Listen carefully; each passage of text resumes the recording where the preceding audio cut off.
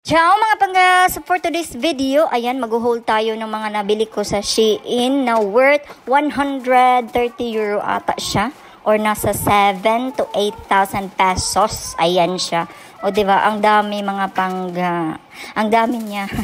So una dyan, itong lagayan ng ng dirty or clean laundry, ganun. Ang laki niya mga pangga, super nakasale siya.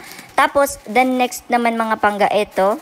Lagayan din siya ng mga alahas, necklace and earrings. Ayan siya mga pangga.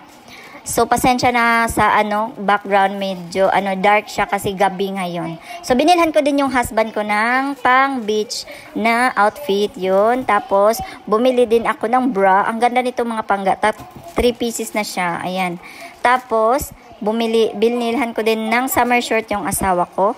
And then, ito naman yung panty na high waist. Ayan. O, diba? Pati panty. Ganun.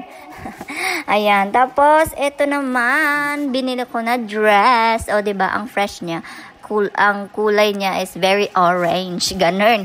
So, ayan. Tapos, namali ako ng pagbili nitong jacket. Ayan. Pang winter siguro siya or pang basta cold.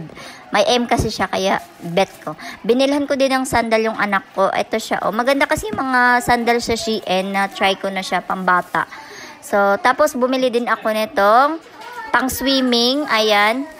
And ito naman, binilhan ko din yung anak ko ng jacket. Ayan, selosa kasi to. May S din. Ayan, same kami ng color. Tapos binilhan ko din siya ng, ayan, pang beach na costume. Tapos, ito naman mga pangga, yung terno nung pang beach ng husband ko na summer short. And bumili din ako ng dress na hindi naman kasya sa akin ito. Cherry. Pero ang cute niya. Kasya siya, pero hindi ko masyadong yung bet yung fitting niya. And bumili din ako mga sunglasses. Tapos, ito naman yung parang wall hanging, ganun. To yung pinangbibili ko.